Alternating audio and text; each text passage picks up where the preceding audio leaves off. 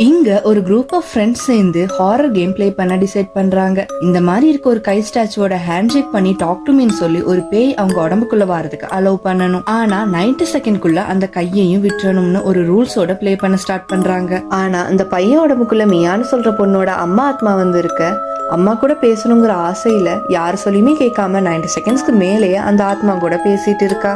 இவ அந்த ரூலை பிரேக் பண்ணதுனால இப்படிதான் நடக்குது. அந்த பையனை கொண்டு போய் ஹாஸ்பிட்டல்ல அட்மிட் பண்றாங்க. இந்த மாதிரி ஒரு விஷயம் நடந்ததுனால அடிபட்டதுல அந்த பையன் கோமாக்கே போயிடுறான்.